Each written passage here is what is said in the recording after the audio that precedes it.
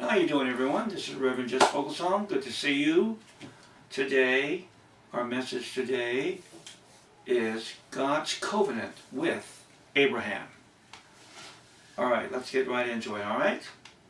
Well, God made a covenant with Abraham, as well as his offspring, Isaac and Jacob.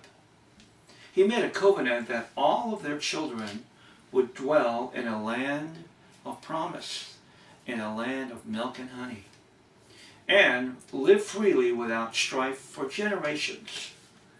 God's encounter with Abraham began approximately 6,000 years ago, and he called these chosen people Israel.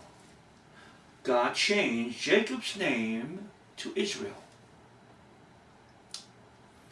Israel, the tribe of Israel, became a type of the coming Redeemer, the Christ, and had to follow the entire nation, all the people of Israel had to follow certain rules or commandments, regulations given to them at Mount Sinai after their captivity and during their journey from Egypt to the promised land, part of God's covenant. God chose this group of people as an example of what the true Redeemer would be. In other words, all that Israel was as a nation would culminate in one man, the Redeemer, the Christ, Jesus. God's plan of salvation was simple. He would teach a small group of human beings to do the will of the Father himself, to have allegiance to him, to follow distinct commands, in a way, to be a perfect people, which in turn would be a prerequisite for the future Redeemer, the Christ, the Messiah. Well, God's patience was tried many times, and he actually threatened to terminate the covenant. But each time a type of Redeemer or leader argued with him and convinced him to continue the plan. Although in God's eyes it was a chore keeping his focus on the positive side of such a raggedy group of people.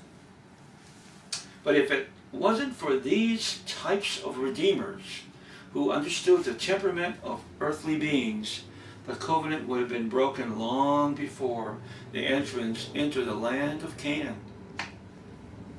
So, for over 5,000 years, God's plan of salvation was in effect, although many times nearly broken. But he always found a way to continue the long journey toward the coming of the Redeemer. God's initial thought of having humans colonize Earth had never wavered. His plan was to create a universe specifically for the introduction and colonization of beings that would live in total harmony with him, his angels, and within his government.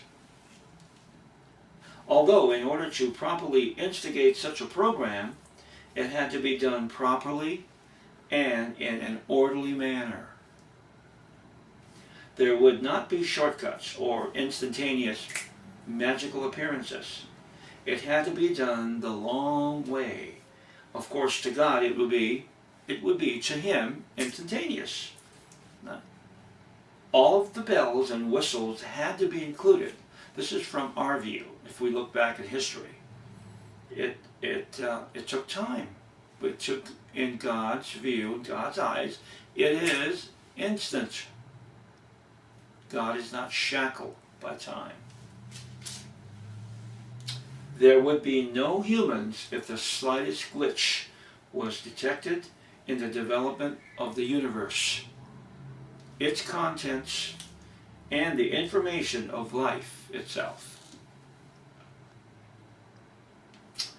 Well, okay, so that's an amazing message, and we have to stop right here because we have more messages coming up, and I don't want to move forward without making sure we follow each step in the process of making and developing the earth and the human beings that live on earth. So let's stop right here. And this is Reverend Jess Foglesong.